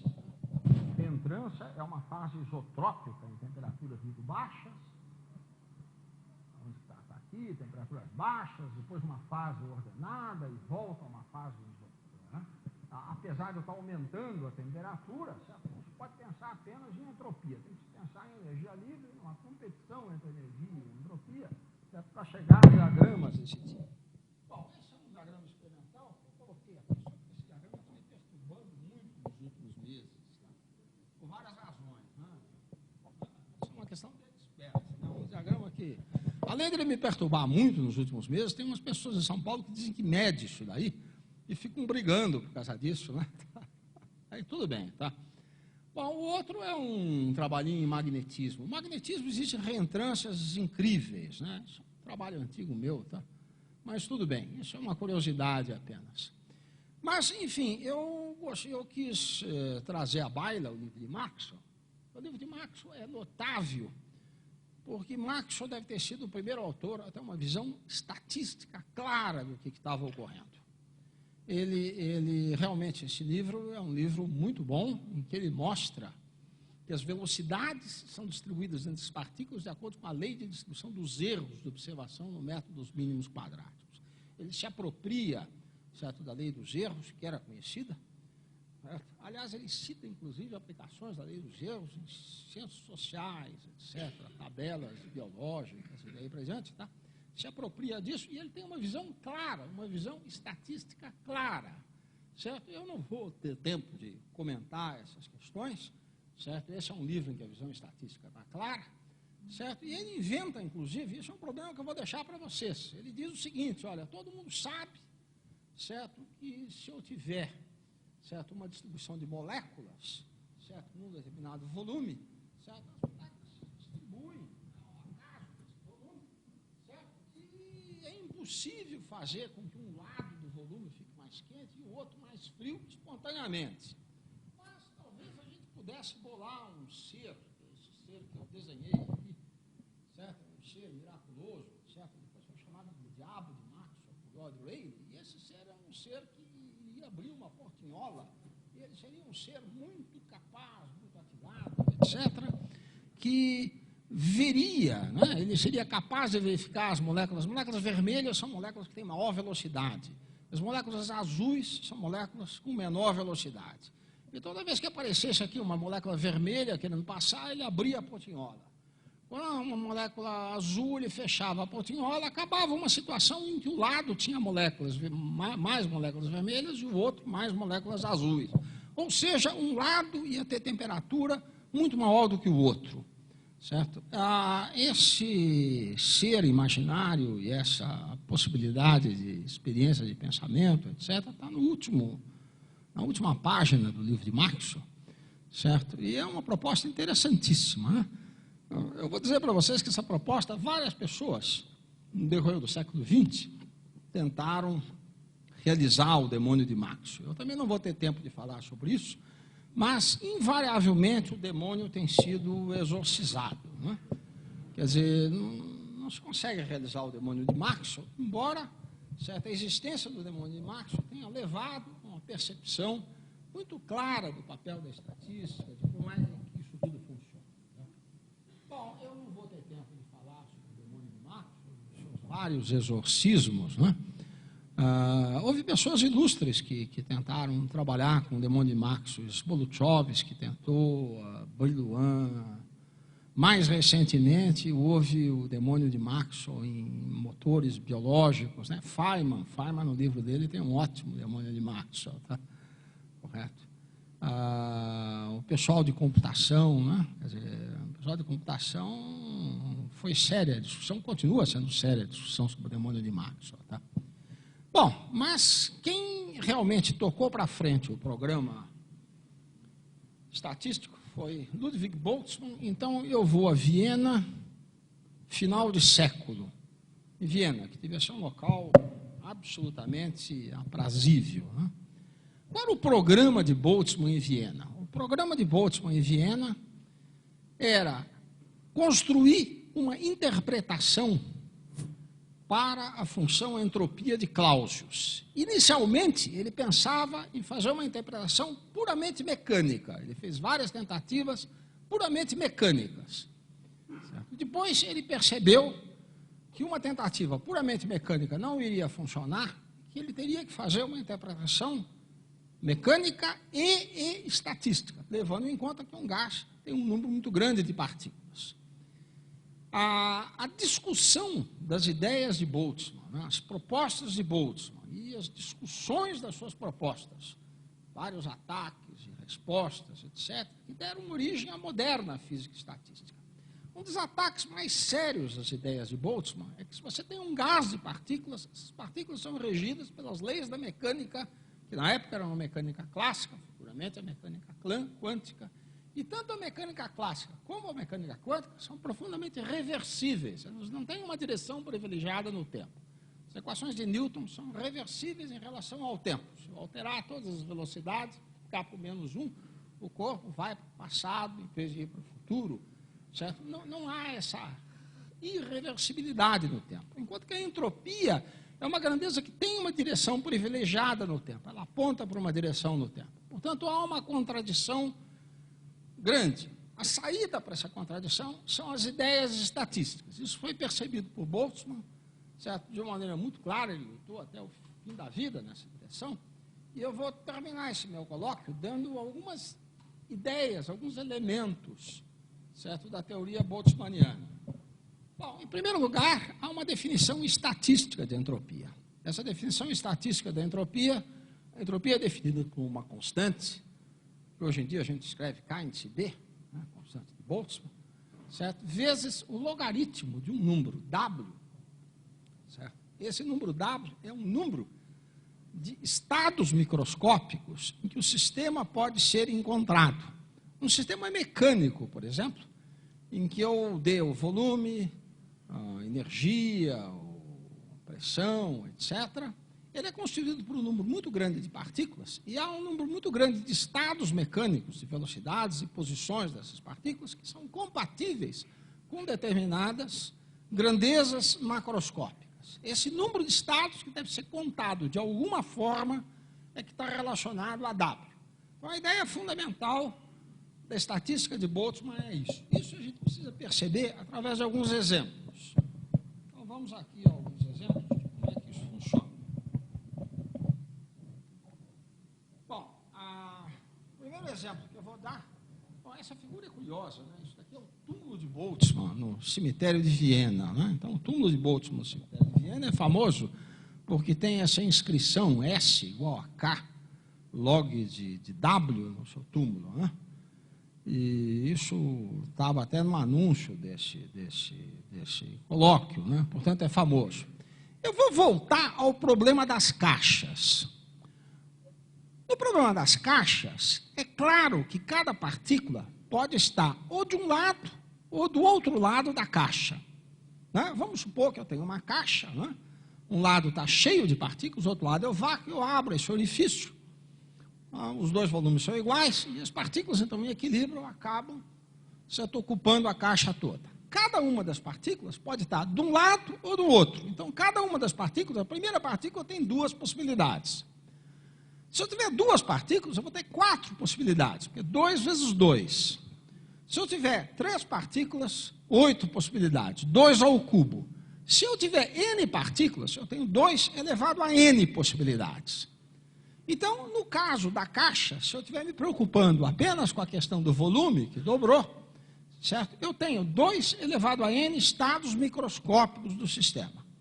Portanto, a variação de entropia do sistema é n log de 2, K índice B, n log de 2. Nós vimos que é exatamente isso que acontece no caso do gás ideal. É claro que em situações mais complicadas, vai ser mais complicado calcular o número W, e aí entra toda a tecnologia da mecânica estatística, como fazer isso, como não fazer, etc, etc, etc. Eu acho que talvez eu tenha tempo de fazer, deixa eu me dar um pouco mais de... Não sei qual é o tempo que vocês estão marcando. Tudo bem? Eu posso fazer dois exemplos. Escolhi 2 exemplos. Bom, novamente nós vemos aí a entropia de desordem, né? O famoso log de 2. Né? KBN log de 2, de entropia. Certo? Eu escolhi 2 exemplos, tá? Bom, um dos exemplos vai me tomar uns 5 minutos para falar. Eu depois posso dar a referência para isso, tá? Esse é um artigo que saiu em American Journal of Physics há pouco tempo, mas acontece que há alguns sites americanos, obviamente de inclinações criacionistas, etc., que dizem que a ideia do crescimento da entropia seria incompatível com a ideia da evolução biológica. Não é? Na evolução biológica, pelo menos uma ideia muito ingênua de evolução, os organismos se organizam, não é? Há uma organização. Correto? Portanto, a entropia diminui. A entropia diminui. Então, se a entropia diminui, isto estaria em choque com a ideia do aumento da entropia. Então, há uma série de cálculos que podem ser feitos, certo? Esse é um cálculo que pode ser feito usando a ideia boltzmanniana de entropia direto. Bom, o cálculo é o seguinte: organismos vivos são mais ordenados que organismos primitivos. Isso é muito discutível, se isso é assim ou não, mas vamos supor que sejam, tá? Então, a evolução biológica corresponde à diminuição de entropia, que é proibida pela termodinâmica. Bom, é isso mesmo que ocorre ou não? Então, esse é um cálculo simples de fazer. Vamos supor que um organismo atual seja 1000 vezes mais aperfeiçoado do que o mesmo organismo há 100 anos. Certo? Então, existe um organismo atual, certo? O organismo atual tem um número. Eu devia ter escrito W, eu escrevi ômega. Ou ômega ou W. Um número de estados que é 1000 vezes 10 a menos 3 do organismo inicial. O organismo final, 100 anos depois, ele está mais organizado, então ele tem menos desordem, menos estados possíveis. E a diferença, eu estou colocando 10 a menos 3. Bom, usando a definição boltzmanniana de entropia, KB log de ômega, usando a constante de Boltzmann, etc., é possível calcular uma diferença de entropia entre o organismo 100 anos atrás e o organismo hoje. Tudo bem. Então, é possível calcular uma diferença de entropia. E é possível calcular também essa diferença de entropia no tempo. Eu faço essas contas e essa conta mostra que, de fato, há uma diminuição de entropia, mas há uma diminuição de entropia no tempo muito pequena. É menos 3 vezes 10 a menos 30 joule por grau Kelvin por segundo. Estou fazendo realmente uma conta de entropia. Então, de fato, se eu supuser que a evolução biológica, certo, ela está aperfeiçoando os indivíduos, e se eu supuser esse fator 1000, esse fator 1000 é um absurdo. Não é um absurdo, mas vamos lá, um fator arbitrário. Tá? Bom, aí eu falo, bom, mas de onde vem essa entropia? A entropia não pode diminuir. O problema é que a Terra é um sistema aberto. A Terra recebe a entropia do Sol, ela recebe energia do Sol, ela também emite energia. Então, é interessante fazer um balanço entrópico do que acontece com a vida na Terra. Então, agora eu vou usar números muito mais discutíveis, certo? Eu vou usar um balanço entrópico geral. Tá? Então, o próximo slide é um balanço entrópico. Bom, antes de fazer um balanço entrópico, deixa eu fazer eu fiz esse cálculo para um único indivíduo. Mas na Terra existem muitos indivíduos. Então, agora também eu vou fazer uma conta biológica meio esquisita. Mas quantos indivíduos existem na Terra? Bom, na Terra existem 2 tipos de indivíduos. Existem indivíduos chamados eucariotos. Tudo bem, eu não conheço direito esses nomes, mas a impressão que eu tenho são eucariotos, são indivíduos que têm células que têm núcleo. Tá? Certo? E existem indivíduos chamados procariotos, né, que são indivíduos que têm células que não têm núcleo. Tá? Bom, Bom, eucariotos, aparentemente, certo? Esse número é um número razoável de eucariotos, porque aparentemente existem da ordem de 10 a 8ª espécies. Isso há um certo consenso nisso. E esse número 6 vezes 10 a 9 é a população da raça humana na Terra, uma espécie que é o homem, né? Certo? Eu estou supondo que todo mundo é mais ou menos por aí. Certo? Então, se eu fizer essa conta, dá alguma coisa da ordem de 10 a 18. O problema é que existem muito mais procariotos. Os procariotos são muito mais numerosos, são aí da ordem de 10 a 30. Os procariotos, eu acho que a ameba é um procarioto, né? São indivíduos que não têm, eles dominam a Terra, tá? Então não adianta nem pensar nos eucariotos, é 10 a 30. Bom, eu vou supor um número do tipo 10 a 32. Então aquela entropia, que era uma entropia muito pequena, tem que ser multiplicada por 10 a 32, porque aquela entropia era para um indivíduo. Bom, eu tenho 10 a 32 indivíduos. De qualquer forma, dá uma entropia aí da ordem de 300 joules por Kelvin por segundo, tá? É bem maior, etc. Mas estamos aí. Então, essa entropia é que tem que ser comparado com o balanço de entropia do Sol e emissão do Sol e daí para diante, tá? Quer dizer, o cálculo anterior era para um indivíduo apenas, mas nós temos que levar em conta todos os indivíduos que existem na Terra e todos os indivíduos com células ou o indivíduo que não tem núcleo na célula, o indivíduo que não tem núcleo, né? Certo? Mas o indivíduo que não tem núcleo ganha de todo mundo, tá? E o artigo que tem sido citado é esse artigo aqui de Pinaski. Bom, essas coisas são controvertidas, mas são esses números que estão aí. Aí eu vou para o número seguinte. Bom, os números seguintes talvez sejam menos controvertidos, né?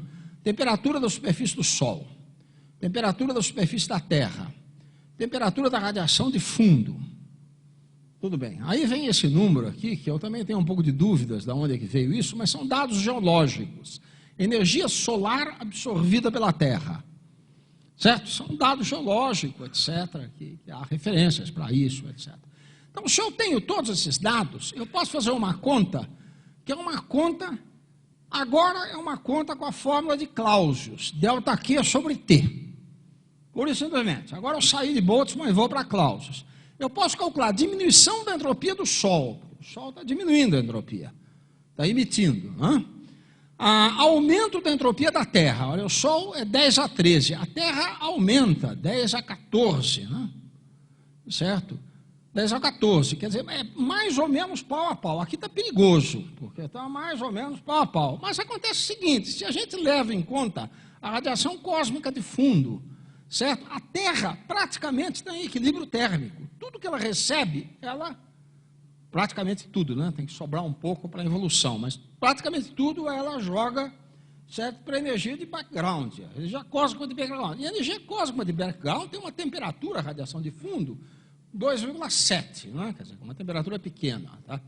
Aí a entropia é muito grande, a entropia é 10 a 16, 10 a 16, certo? Ou seja, come toda essa entropia, a perda de entropia do Sol e daí para diante, não tem o menor problema. E todos esses valores aqui, 10 a 13, 10 a 14, 10 a 16, estão muito maiores do que os 300, né? 10 ao quadrado que eu achei antes. Quer dizer, é outra ordem de grandeza, são várias ordens de grandezas diferentes. Então, esse problema de evolução da Terra é nada frente ao balanço energético do que vai, do que vem, etc. Esse argumento não funciona. Tem que arrumar outros argumentos para ir contra a evolução, porque esse não dá, né? Então, simplesmente um cálculo que eu uso em parte Boltzmann, em parte Clausius, etc., para ver como é que isso fica. Bom, ok. E, finalmente, a última coisa que eu gostaria de fazer nesse seminário, onde está isso daí eu vou ter que explicar um pouco do que se trata. Tá? Acontece o seguinte, acontece que Boltzmann, além dessa fórmula de entropia, que é uma fórmula conhecida, etc., ele estabeleceu uma equação, chamada equação de transporte de Boltzmann, que é usada até hoje, etc., em domínios de engenharia e daí para diante, tá? Certo? E ele conseguiu definir uma certa grandeza, certo? Que ele queria chamar essa grandeza de entropia. Essa grandeza é conhecida em física como função H. Mas essa grandeza chamada função H, certo? Para Boltzmann, essa grandeza era relacionado à entropia, e essa grandeza tinha uma direção privilegiada no tempo. Certo? Aliás, se eu escrever a forma da função H, é a mesma fórmula usada atualmente em entropia e teoria de informações, e daí para diante. De qualquer forma, ele conseguiu. Esse foi o grande trabalho dele. O grande trabalho dele foi o estabelecimento da equação de Boltzmann, certo? E do chamado Teorema H. Então, ele conseguiu mostrar. É claro que isso foi muito criticado. As pessoas diziam, bom, mas como é que é isso? Porque, afinal de contas, as leis da mecânica são leis reversíveis, etc. Aí ele dava as explicações estatísticas dele para se defender, etc. Grandes debates. Debates que não foram resolvidos pela mecânica quântica, porque a equação de Schrödinger também é, etc. Bom, há um aluno de Boltzmann chamado Paul Ehrenfest. Paul Ehrenfest publicou um trabalho, tem um trabalhinho de Paul Ehrenfest, de 1907, certo? E esse trabalhinho está na melhor tradição dos modelos da física estatística. Porque a nossa tradição em física estatística é ter alguns modelos que sejam modelos muito simples, que incorporem alguns elementos essenciais de como o universo se comporta, e esses modelos servem para ilustrar conceitos. Então, como é que funciona esse teorema H de Boltzmann? Então, o modelo de Ehrenfest era muito interessante, né? Ehrenfest publicou esse modelo, esse trabalho, em 1907. Logo depois, ele foi convidado para escrever um artigo, ele e a mulher, que se tornou famoso, um artigo de 1911, explicando as ideias de Boltzmann, certo? E, com isso, ele ganhou a cátedra de física, que era do Lorentz, em Leiden, né? Correto? Boltzmann se suicidou, né? E Ehrenfest também, tá? Ehrenfest foi aluno de Boltzmann, uma tradição macabra, né? Mas, de qualquer forma, né? Toda a informação que a gente tem é que Gibbs era uma pessoa feliz, etc., um americano feliz de Yale, não teve nenhum problema. Tá? Então, os fundadores dessa disciplina não são tão problemáticos assim, mas Ehrenfest era um fulano interessante. Olha, deixa eu ver se eu explico o que é isso. Esse meu desenho está muito ruim, mas eu vou te explicar. Tá? Tem duas urnas. Uma urna que eu estou chamando de 1 e uma urna que eu estou chamando de 2. Na urna 1 tem N1 bolas. Por exemplo, 100 bolas. Na urna 2 tem N2 bolas. Vamos supor que eu tenha 100 bolas no total. Então, na urna 1 eu tenho, por exemplo, 60 bolas. Na urna 2 eu tenho 40. Eu posso ter uma situação inicial em que todas as bolas estejam na urna 1, N1 igual a 100, e N2 igual a 0. Tudo bem? Então, eu tenho duas urnas, N1 bolas e N2 bolas. O total é fixo. Vamos supor que essas bolas sejam numeradas. Por exemplo, numeradas de 1 a 100. Correto? E vamos supor agora que eu tenha uma roleta. Aquele desenho que está ali é uma roleta, né? Certo? Nas minhas velhas aulas de mecânica estatística, 30 anos atrás, eu não tinha roleta, mas eu chegava com aquela lista telefônica da cidade de São Paulo, que era bem grande, bem grossa, tá? Abria numa página qualquer e começava a olhar o último dígito do telefone. Não o primeiro que tinha, tá? Mas o último. É um excelente gerador de números aleatórios. Tá? Você olha lá, tá? Então, a jogada é o seguinte, vamos supor que eu tenho uma roleta, bingo, sei lá o quê, numerado de 1 a 100, correto? E vamos supor que eu comece com N, todas as bolas na urna 1. Aí eu rodo a roleta, caiu lá a bola 62. Aí eu pego a bola 62 e mudo de urna. 62 saiu da 1, vou para 2. Jogo de novo a roleta. E assim por diante. Quer dizer, toda vez que sai um número, eu pego a bola e mudo de urna. Então, o que vai acontecer é que mesmo que eu comece numa situação em que eu tenha todas as bolas na urna 1, se eu fizer essa jogada várias vezes, eu vou acabar tendendo a ter uma equalização de populações. Eu vou acabar tendendo a ter 50 e 50. Mas é claro que vai haver grandes flutuações nesse número. O número está sujeito a flutuações, flutua. Às vezes eu tenho 40 de um lado, tal, tá? Eu posso ter até uma situação incrível, em que depois de muitas jogadas, todas as bolas voltam de novo para a urna 1. Bom, eu acho que as pessoas podem fazer essa experiência e perceber o que acontece. Hoje dá para fazer essa experiência. Dá para fazer essa experiência num computador com um pequeno gerador de números aleatórios. É tranquilo fazer. Vai se fazendo a experiência, etc. Tal. não é? Então, dado o número inicial de bolas, né, em cada urna, qual é o comportamento de N1 com o número de jogadas? Né? O número de jogadas é o tempo. Né? Eu faço a jogada em intervalos de tempo fixos. Então, eu tenho o tempo, tenho o número de jogadas. Bom, se eu fizer um gráfico, eu vou obter gráficos do seguinte tipo. Então, aqui os gráficos. Olha aqui, esse gráfico é exatamente um gráfico com bom, não fui eu que fiz, eu peguei também de um artigo, mas isso é facílimo fazer, tá? Certo? Isso é um problema do meu curso de Física e Estatística, os alunos fazem, tá? Infelizmente, eu não trouxe um gráfico de alunos, mas tudo bem, tá? Esse daqui.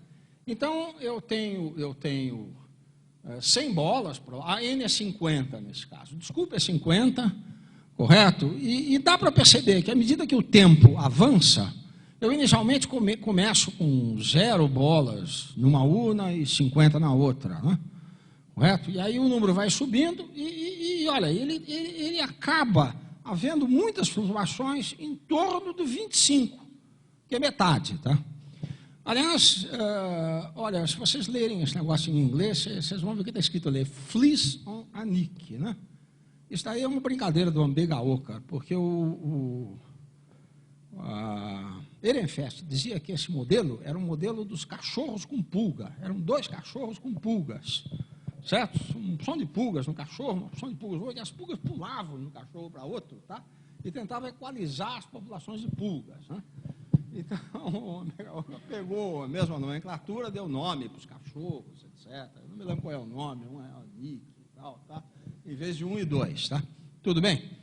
Então, o que acontece é o seguinte, quando vocês olham uma situação desse tipo, aí está a seta do tempo. A seta do tempo está claro. Vocês começaram numa condição inicial altamente improvável.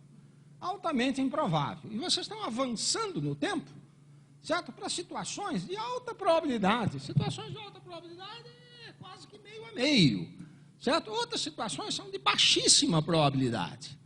Então, nesse caso, dá para ver claramente. Num modelo desse tipo, dá claramente para calcular essas flutuações. Essas flutuações obedecem, certo? A chamada distribuição binomial. Então, com a distribuição binomial, dá para calcular médias, desvios quadráticos, dá para ver que essas flutuações são muito pequenas, quando o número N é muito grande. Aqui eu estou usando N50. Imagine se eu uso N igual a 10 a 23, número de advogado. Tudo bem, tá? Dá para fazer todos os cálculos no modelo desse tipo. Mesmo com poucas pulgas, né, N igual a 50, ou poucas bolas, vamos para o gráfico seguinte, tá? O gráfico seguinte é passando bastante tempo. Passando bastante tempo, acabou a seta do tempo. Não dá para ver para onde vai. Tanto faz ir para a direita como para a esquerda, como a esquerda para a direita, porque você eliminou as condições iniciais. Eliminou as condições iniciais, vai para um lado, vai para outro, não vê nada. Não vê nada. É claro que tem muitas flutuações em torno do 25, o N é pequeno. Eu talvez tenha até um gráfico seguinte, em que eu tenho um N maior. Não, aqui é uma distribuição de pulgas, etc. A famosa gaussiana, né? Estamos aí, né? Bom, isso daqui é como se eu tivesse uma entropia, né? Claro que a entropia vai ser o log da probabilidade, etc. Tudo bem, seguinte. Bom, aqui é com um número um pouco maior, né? Eu acho que aqui é com 1000. Aqui é com 1000. Aqui é com 1000, né? Com 1000. Bom, depende bem como é que eu faço o gráfico, né? As flutuações são muito menores. Bom, ok. Eu acho que nesse ponto eu gostaria de terminar esse colóquio.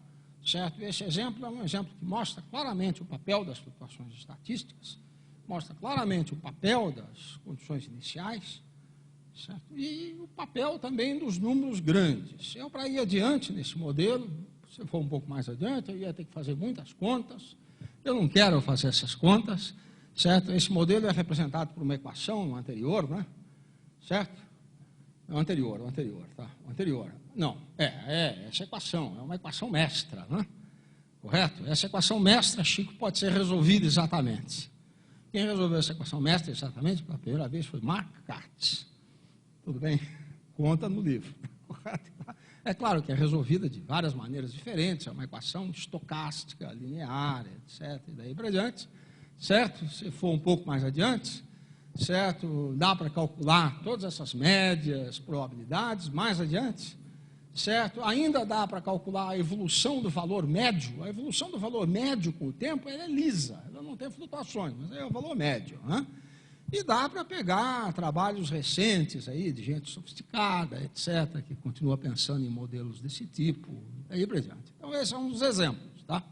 Às vezes é difícil a gente falar sobre esses assuntos, porque os modelos ficam complicados. Mas um modelo simples como esse, ele contém o essencial das ideias da física estatística. Senhores, muito obrigado.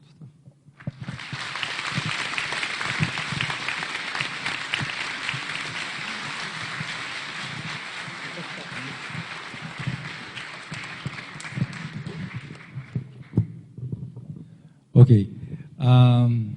Abrimos agora para comentários, perguntas. Sim. Silvio, primeiro eu fiquei curioso com essa roleta sua, em que você tirou o número 62, no exemplo que você deu, porque uma roleta tem 36 números e o zero, pelo menos as que eu frequentei. Então, essa foi uma curiosidade. Mas eu queria comentar... Teórico, eu nunca vi uma roleta na frente. Deu para perceber, mas... Eu pensei que a roleta pudesse ter qualquer número. Tá? Eu queria comentar o seguinte com relação ao balanço energético da... É que nem baralho. Baralho tem um número fixo, né? 52, né? 50, qual é? Baralho tem número fixo, tá? Mas roleta eu não sabia.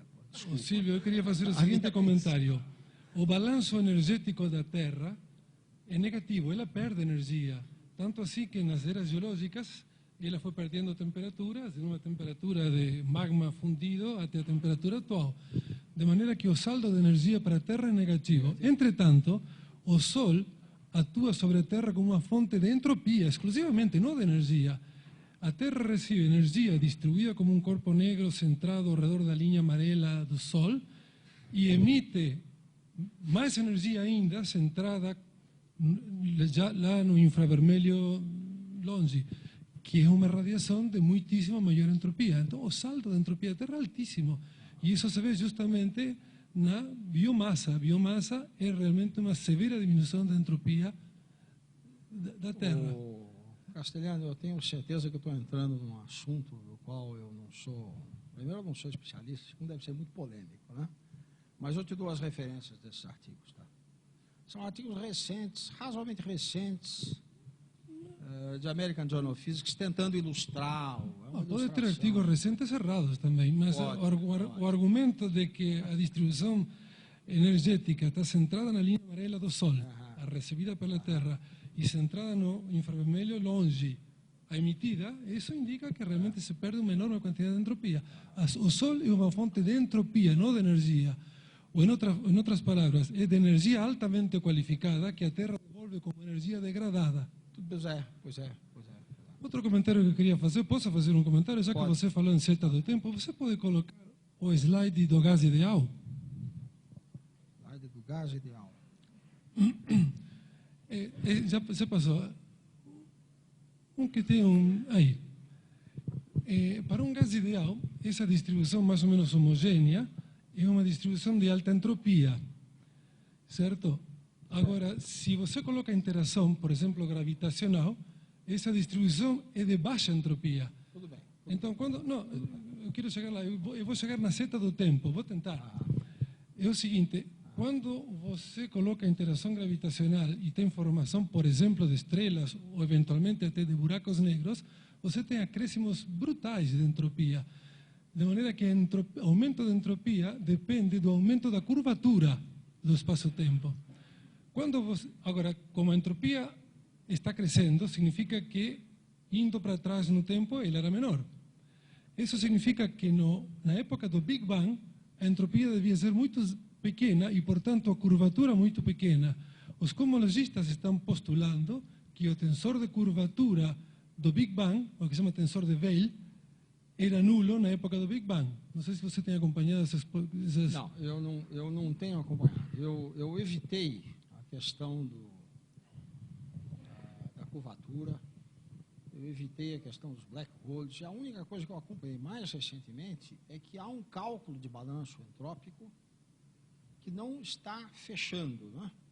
Há um déficit de entropia grande, né? Nessas contas, nas contas mais recentes. O Penrose faz uma estimativa da probabilidade.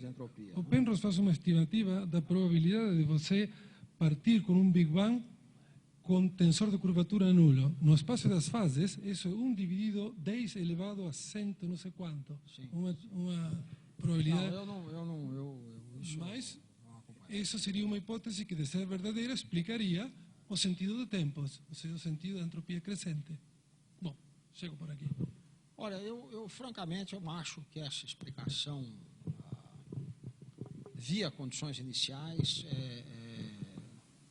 é a mais aceitável hoje, na área de física e estatística. Não sei.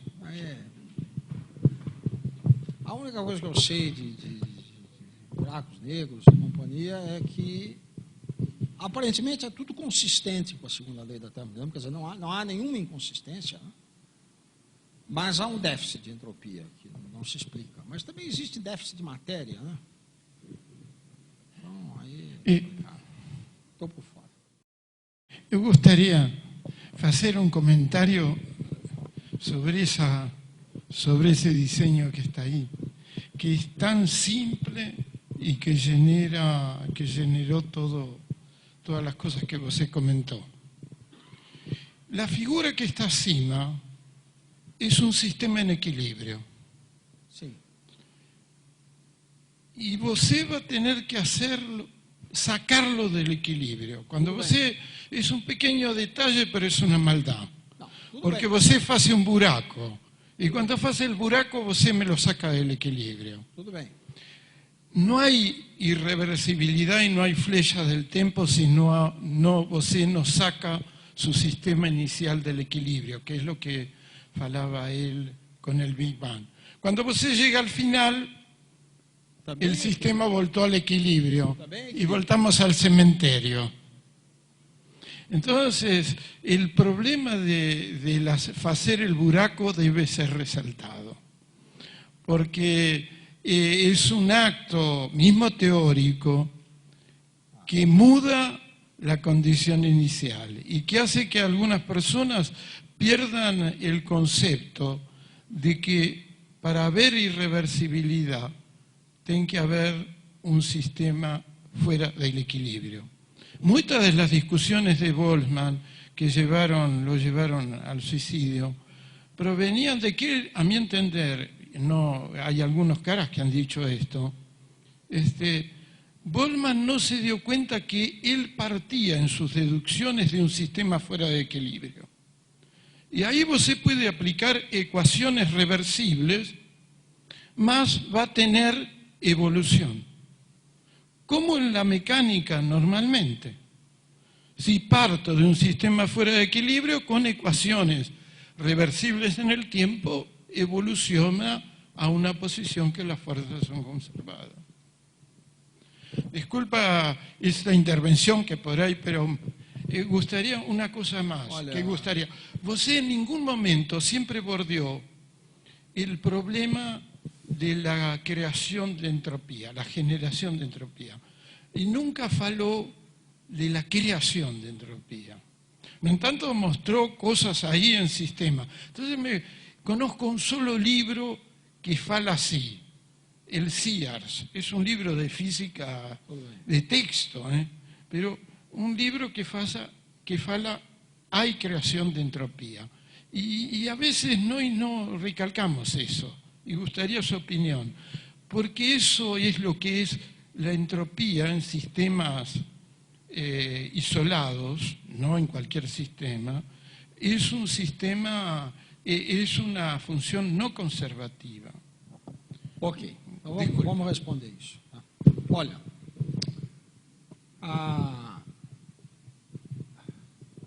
vamos fazer uma distinção entre equilíbrio e não equilíbrio. A termodinâmica de equilíbrio, física e estatística de não equilíbrio, são teorias muito bem definidas hoje. Certo? A termodinâmica de equilíbrio, ela diz o seguinte: vamos pegar um sistema, seja um sistema isolado, e é um sistema que pode ter muita coisa dentro. Bom, se eu alterar um vínculo interno do sistema, alterando um vínculo interno, por exemplo, fazendo um buraco, né? Alterando um vínculo interno. Claro que eu tiro o sistema de equilíbrio. Aí a termodinâmica não diz nada sobre os estados fora de equilíbrio. Ela simplesmente diz, quando o equilíbrio for retomado, certo? Esse equilíbrio vai ser retomado numa situação de entropia máxima. Entre todas as possibilidades da entropia, ela vai sumir o maior valor possível. Bom, essa é a ideia de Gibbs. Certo? Então, a afirmação é feita apenas sobre os estados de equilíbrio. O processo, ninguém diz nada. Então, esse é um postulado da entropia gibbsiana. O postulado é esse. E aí pode-se dizer, bom, mas não se diz nada. Bom, física e estatística. A física e estatística de equilíbrio, flutuações em equilíbrio, etc., eu acho que há um acordo, há uma grande unanimidade entre os físicos de que os ensembles de Gibbs, ensemble canônico, etc., tal, funcionam. Esse é o paradigma da física estatística de equilíbrio. Certo? Então, em relação ao equilíbrio, não há dúvidas. Eu acho que tanto do ponto de vista termodinâmico, quanto do ponto de vista física estatística, o mundo é absolutamente canônico. Fora do equilíbrio, a situação é complicada. Bom, eu, em particular, acho que há vários enfoques sobre o que acontece nesse processo. Há escolas diferentes, modos de pensar diferentes, e daí para diante. Tá? Eu acho que se a situação não estiver muito fora do equilíbrio, estiver próxima do equilíbrio, certo? Há teorias de produção de entropia, etc., que funcionam, são aceitas, etc. Se você estiver mais fora do equilíbrio, é complicado. É complicado. Correto? Por isso que eu evitei falar em produção de entropia, Prigogine, companhia limitada. Eu nem gosto muito disso, mas eu acho que isso não há um consenso nessas questões. Esse é um problema aberto, tá? Da mesma forma que o problema da seta do tempo. Né? Se essas interpretações cosmológicas da seta do tempo funcionam ou não, eu não sei. Tá? Professor, tenho duas perguntinhas. Uma é bem rápida e a outra, na verdade, é sobre isso também. Se você esperar um tempo suficiente no de baixo, ele pode voltar para o estado de cima, certo? Qual é esse tempo? Assim, dá para tirar de cabeça? Sei lá, se tiver 20 partículas ali... Olha, deixa eu dizer o seguinte. Estatísticos em que você pode fazer esses cálculos. Por exemplo, nesse modelo na urna de Ehrenfest, você pode fazer esse cálculo. Você pode calcular qual é esse tempo.